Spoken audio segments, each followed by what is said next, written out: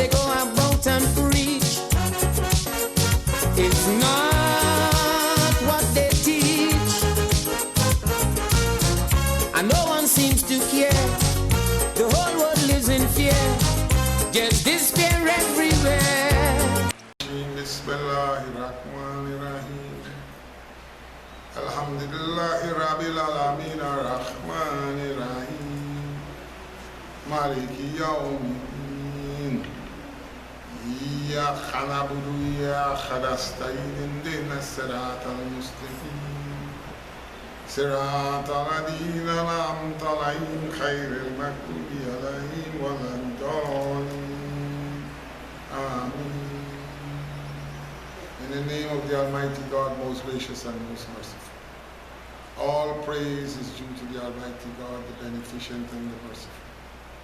We give praise and thanks to God for keeping us alive and for bringing us together. So I extend the greetings to my Christian brothers and sisters, the greetings of peace. Peace be unto you. To my Hindu brothers and sisters, Namaste. To my Rastafarian brothers and sisters, Jah peace and Jah love. To my Muslim brothers and sisters and all other denominations, I extend the greetings of peace in the Arabic language. Assalamu alaikum. I greet you brothers and sisters in the mosque today and thank Almighty God that He has given you the strength and the power and the health so that we can worship together. For in our lives, we need to believe in something, because there's nobody on the face of this earth that believes in nothing. Those of us who believe in a creator, those of us who believe in a God, those of us who say they believe in themselves, but then everything that was made has a maker.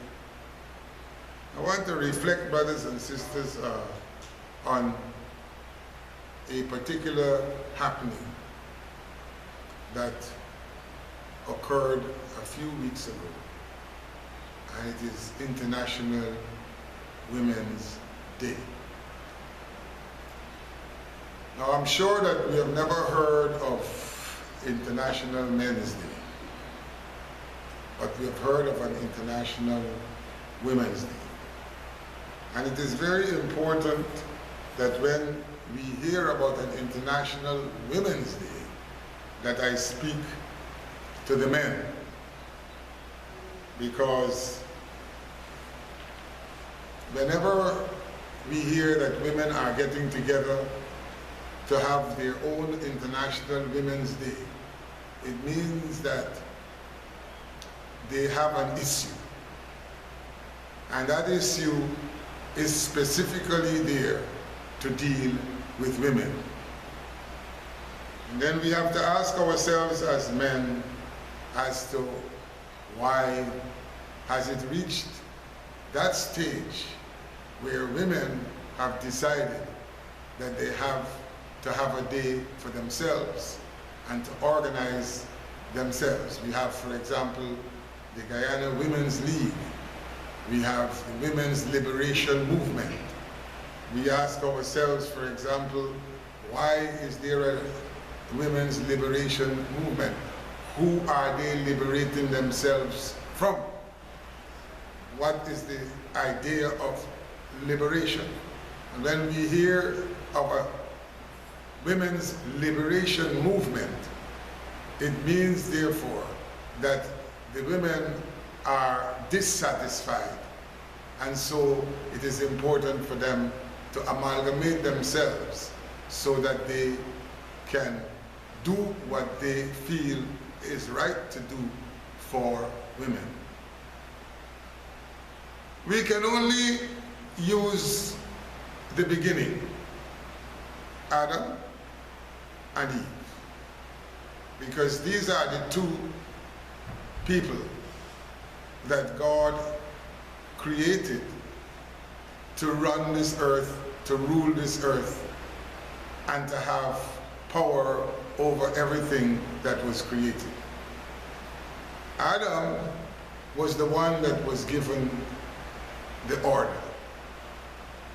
And as we know it from the scriptures in terms of the Quran and the Bible, we know that Adam was created first, and then Eve after. And Adam was told that he should look after the Garden of Eden and to take care of it and to name everything in the garden. It was a very important job. Adam was given the most important job that a man could be given on the face of this earth. So what happened? Why has it reached the stage whereby we are having women liberation movements all over the world? And we can only look at it in the form that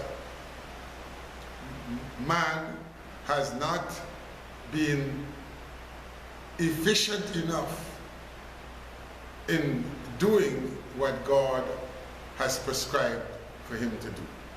I have spoken about this more than one time, but I'd like to touch on it again because it's very important for us to understand what happened.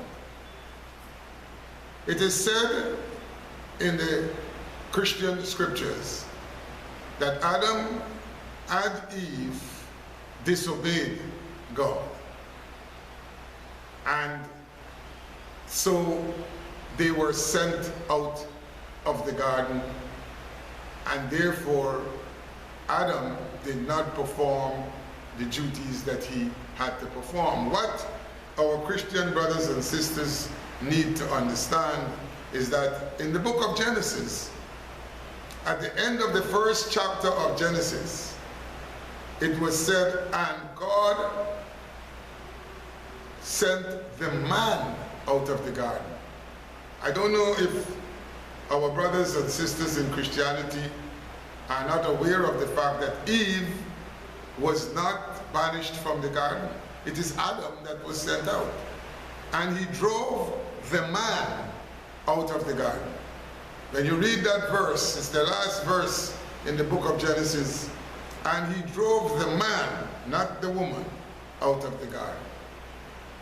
But then that same story, as related in the Bible, blames Eve for instructing and organizing the disobedience of them both. Because it was said that Eve gave the apple to Adam and Adam did eat. We don't know if the fruit was really an apple. But it's very strange when we visualize the area, the country, the weather, where the Garden of Eden was supposed to be, and we realize that apples don't really grow in that type of weather. But we don't want to argue about it, so let us just leave it as it is. But what is important is that Eve was the one that instigated the disobedience. We have to ask ourselves if that is true. And these women liberation movements that we are hearing about, do they really believe that Eve was responsible for the disobedience of both of them? It is said that, and when the woman saw the fruit, and that it was a fruit that was good, she took and she ate of it and gave it to Adam, and he did eat. You know, this is a situation that we have to contend with all our lives, and it needs to be analyzed in a form that is just and righteous. Now, Adam was given the order not to eat. Eat of all the fruits of the garden, pick of all the trees, but do not eat of this particular tree, because the day that thou eatest thereof, thou shalt surely die. That was the order given to Adam, not only in the Bible, but that order was given to Adam in the Quran as well. We see the weakness of Adam because he was given a direct order by his Creator. And he was weak enough, according to the story, he was weak enough to allow himself to be tempted by Eve to eat of the fruit. For those of us who understands the situation that is facing us, because I don't know if man is aware of the situation that he is faced with in terms of his relationship to woman. One of the things that we need to understand is that God created man. Woe, man. I've spoken about it before, but for those of you who have never heard it, and for your convenience, I'd like to just reiterate what I've said before. Woe, man. She is a woe man. She's a type of man. God created mankind, not womankind. Mankind. Different kinds of man. Man create his own monster, weapons of damnation and disaster. No sign at all of human rights. The day has turned into night. Is racialism so, and segregation so? Which way is left to go? I don't know. Love thy neighbor. Tell me, what about he ain't heavy, he's my brother. Nobody cares a damn anymore. All they got on their mind is war. When we hear mankind, many times we are tempted to throw everybody in one basket. Mankind means woman and man. I don't believe that it is wise for us to look at it in that form. Mankind. What is the homosexual?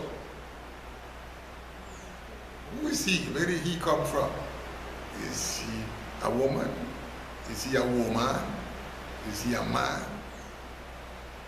No, he's a kind of man. Just like woman, she's a kind of man.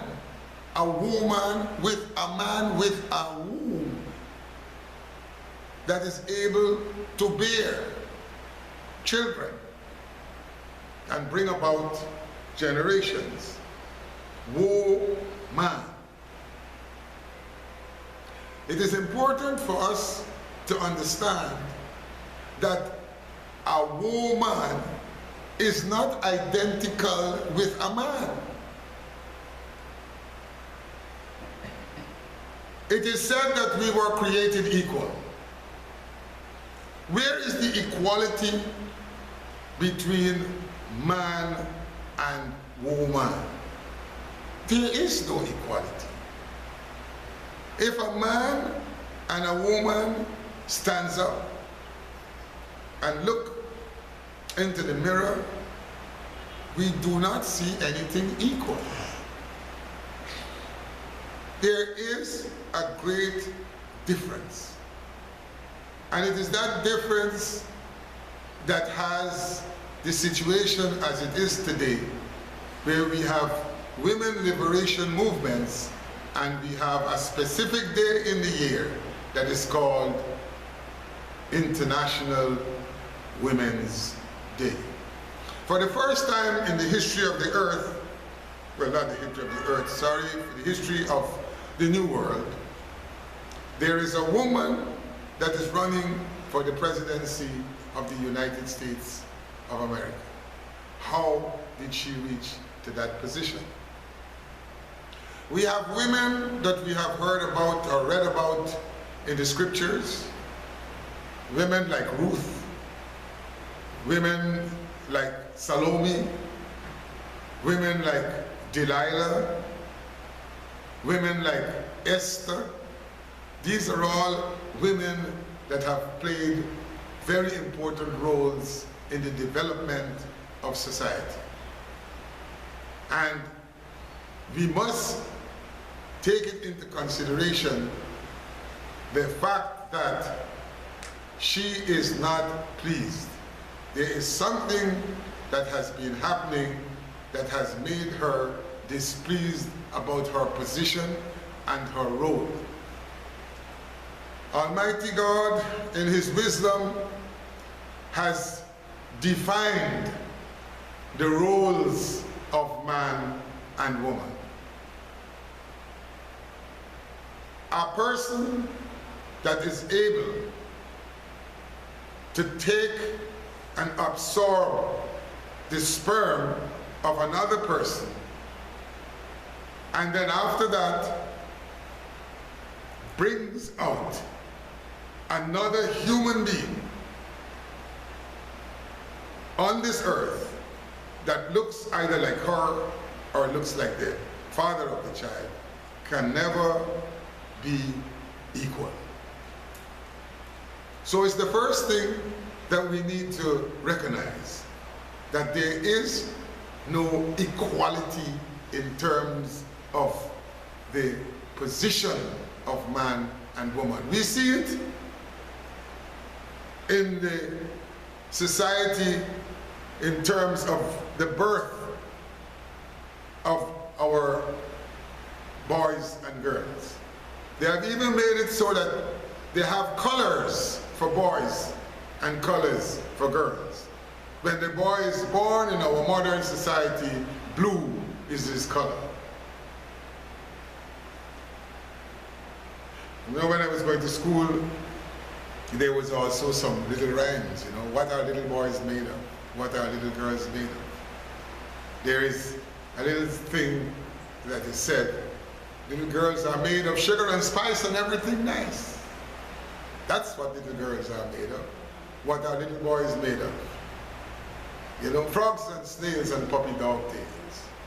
That's what little boys are made of. It is something that we grow with. And so we realize and understand. And when there are problems in our marriages, when there are problems in our relationships, we must understand that there is no equality in terms of the human factor of man and woman. Adam had a chance to refuse whatever it was that Eve gave to him, whatever the fruit signifies. What is the fruit? What is this fruit that they are saying is an apple? But there are those of us who understand that the fruit could be defined in many ways, but the order of not to partake of this fruit was given. Adam did not say no. Adam accepted the fruit. But then the position after the disobedience is what we need to analyze.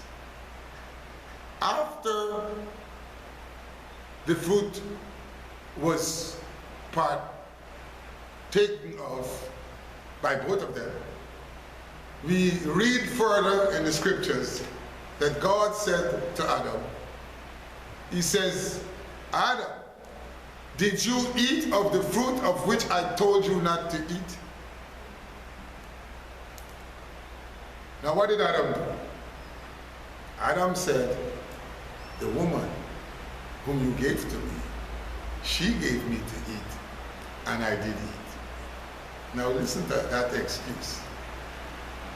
It is just like our fathers tell us, as the boy in the house, you know, I'm going out, me and your mother are going out, and we have a cake in the fridge, and he says to me, well, look, Iamei, make sure that when we come back, that cake is not interfered with.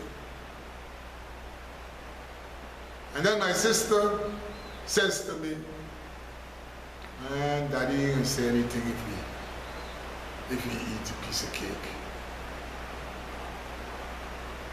And I said to her, girl, we were told not to eat it.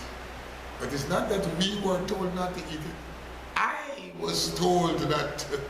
I was told to look after the cake. She wasn't told.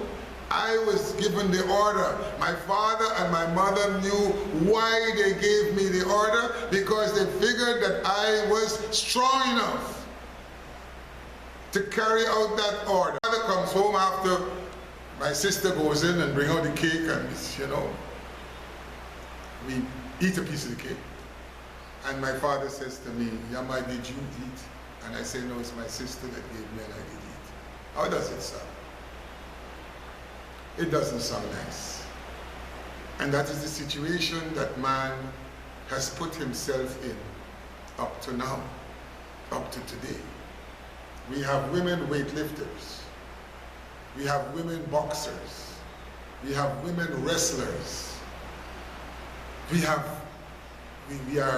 Our men are committing crimes by using women.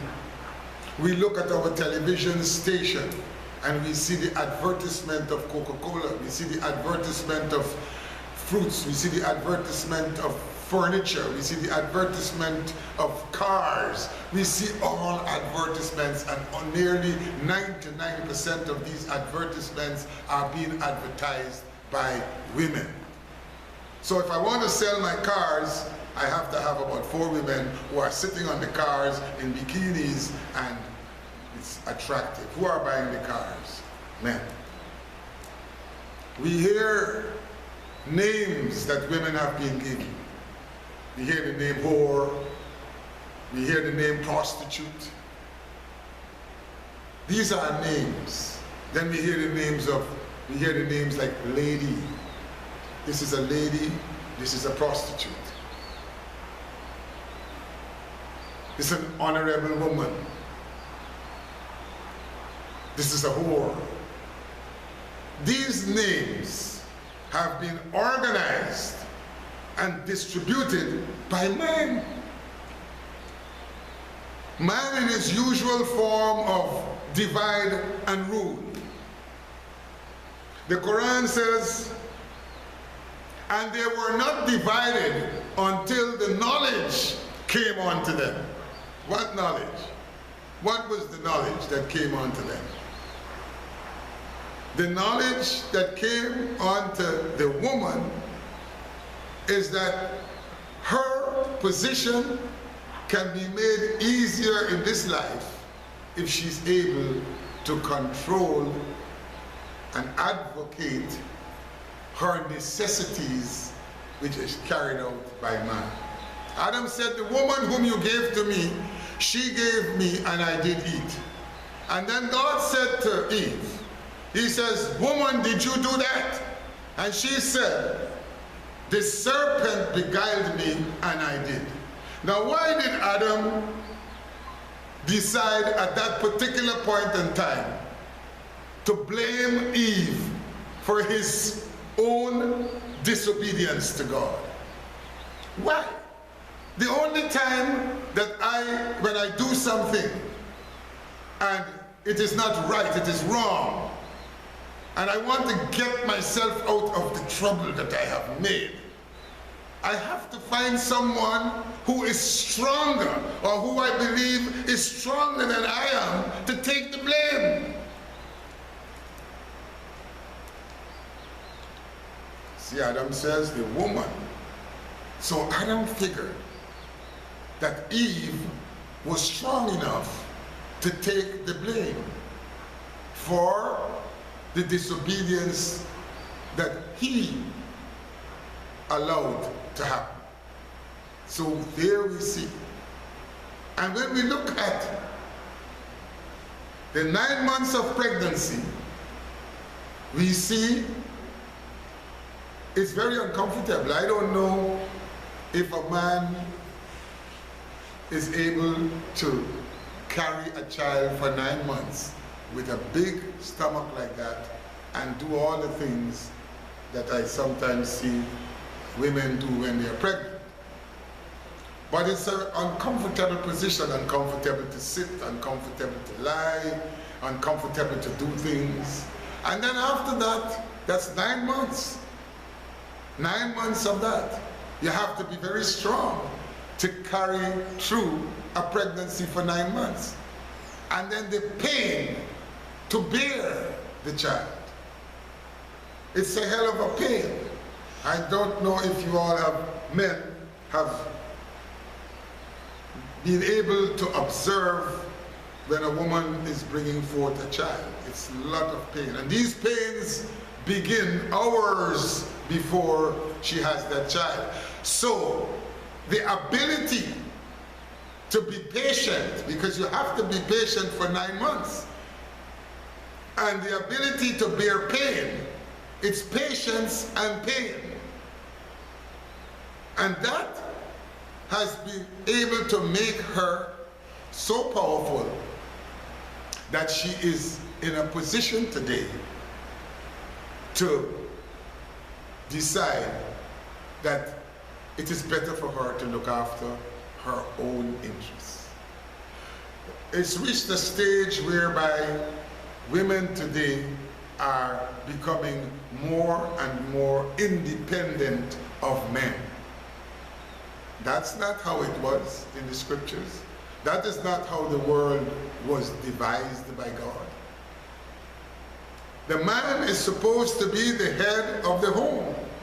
The man is the provider. The Quran tells us that. The Bible tells us that. O ye who believe, O ye men, provide for your homes, provide for your wives. In our society, for example, today, we have a large amount, and a very large amount, of single parents. And when we hear the word single parents, it doesn't really conform to a man being the single parent. It's a specific type of designation for a woman. When you hear of a single parent, you think of a woman. And today, we have many single parents. We have women with 4 children, 5 children, 8 children, and no husband.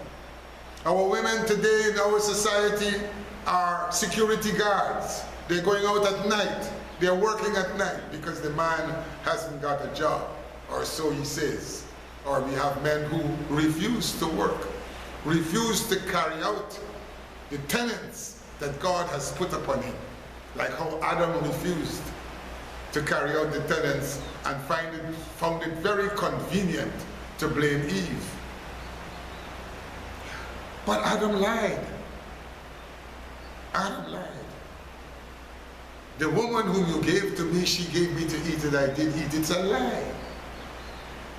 You know, if you see an ice cream cone, somebody shows you an ice cream cone, and you look at the cone and you look at the colors, right away you imagine how that cone would taste. It's an imaginary taste. So it means that I have eaten of the cone before it was even given to me. I have tasted of that cone in an imaginary form before I received the cone. And that's what happened to Adam. Whatever the apple was, whatever the fruit was, whatever it signifies, when Adam saw it, he imagined how it would taste. He imagined how nice it could be to taste of that fruit. So Adam disobeyed the order before Eve gave him the fruit to eat, if it was like that. Adam ate of the fruit before it was given to him, so Adam disobeyed the order before. So when he turned around and he said, the woman whom you gave, she gave to me and eat, he lied. Eve also lied. The serpent beguiled me, and I did. Which serpent? You know, brothers and sisters, when we look at the brain, if you open up our skull and we take out the brain and we lengthen that brain, it's like a serpent. You know? That serpent tells us to do a lot of things. We have some educated serpents that goes to university, that have studied so different faculties of life. And today when we look in our world and we see all the atrocities, the oppression of the poor, the slave trade, the oppression of man over woman, the corruption in our societies, it's all being done by the serpent. The intellectual serpent.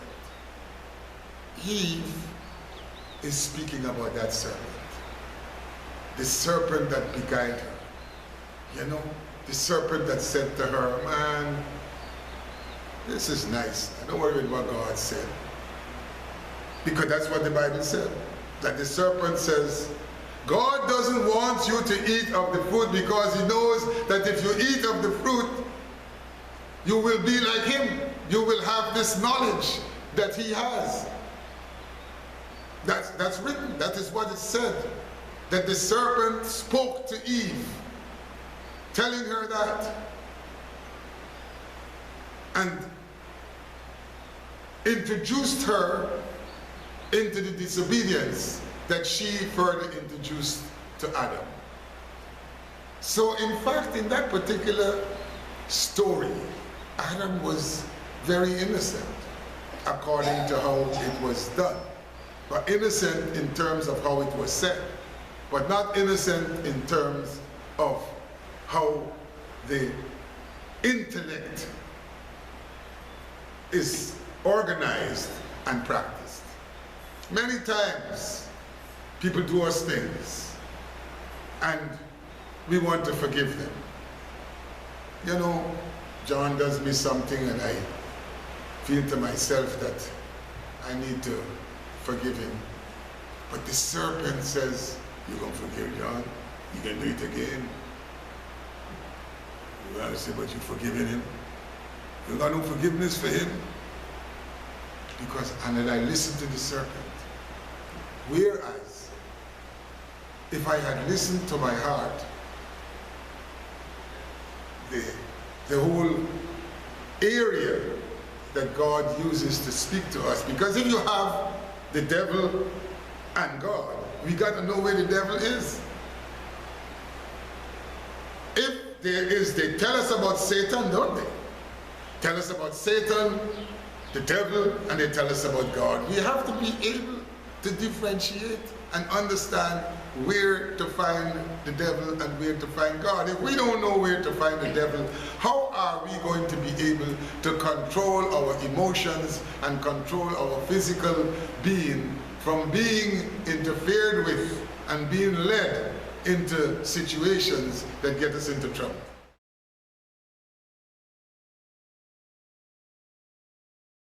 Negotiations breaking down is a whole big runaround. A lot of talk is what goes on, while the world is left to mourn. Starvation taking toll, weapons out of control. The atmosphere is cold, so cold. Tell me, what about love thy neighbor? Tell me, what about he ain't heavy, he's my brother. Nobody cares a damn anymore.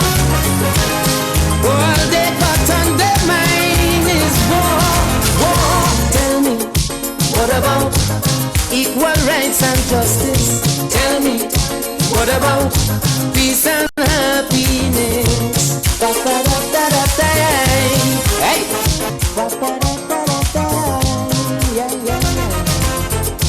They making new laws every day, and those of the master they throw away.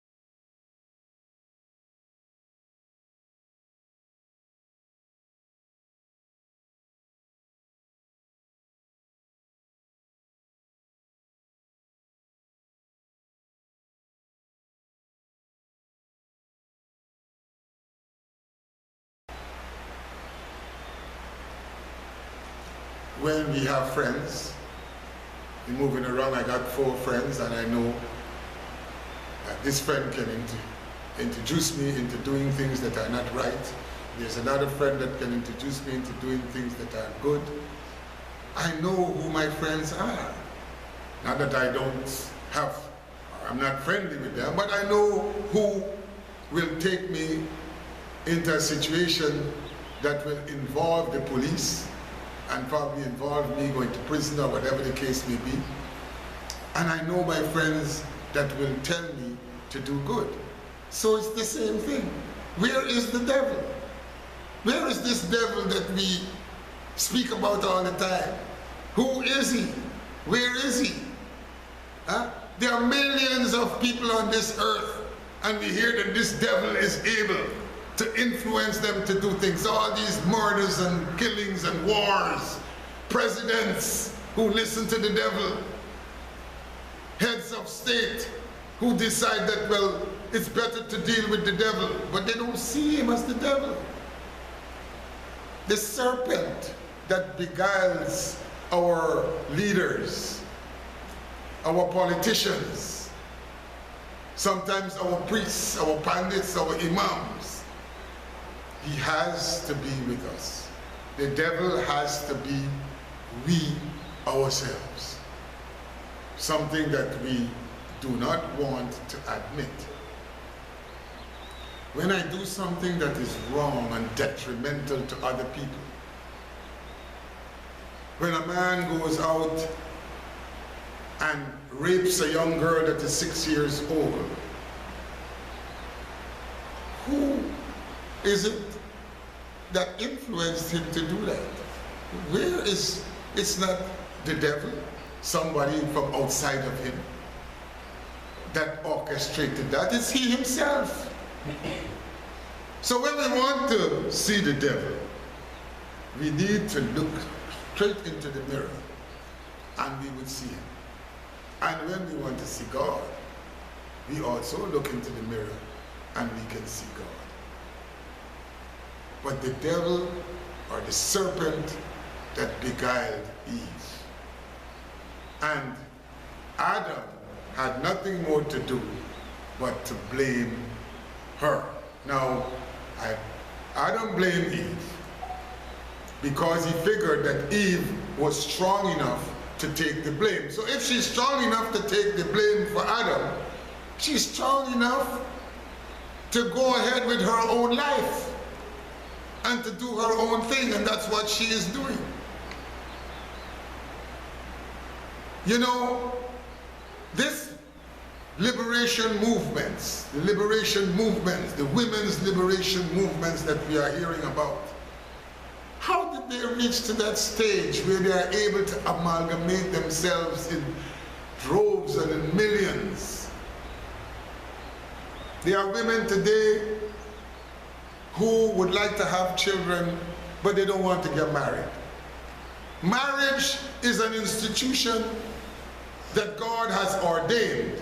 And Adam knew his wife Eve and went in onto her. So marriage is something that was ordained by God. Today, women are at a stage whereby they are not necessarily prepared to get married, but they want children. And there are women who go out and choose specific men to get pregnant with, and sometimes the man doesn't even know that she has become pregnant, and she doesn't want him to know, because they do not want to have the burden of having to take the blame of giving him the fruit to eat.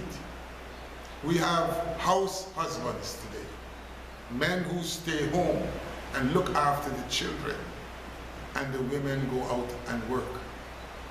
We have women today who are marrying other women, and we have men who are marrying other men.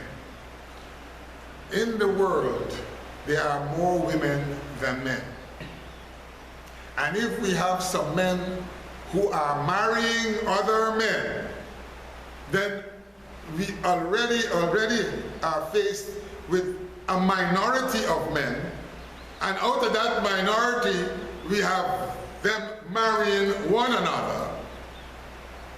So we have a situation whereby the women are left with no other alternative but to do the same thing. So they are marrying women. Women who are single parents and who have children are marrying other women who look after them as the man should be doing. Brothers and sisters, when we understand why there is women liberation movements, then look at it in the form and see. Our leaders, our political leaders, are in the habit of talking about equal rights. Equal rights. Where are the equal rights? There are no equal rights. Men and women are not equal. They do not have the same rights. God has never given the same rights to man and to woman. They are saying, as said to us in our scriptures, and God created man and woman. Male and female created he them in his own image and in his own likeness. That's another thing we need to look at. We are not created in the same image and likeness of God. We are created in the image and likeness that God perceived that we should be. In that sense, God created us in his image and his likeness. It's just that if you want to draw something, you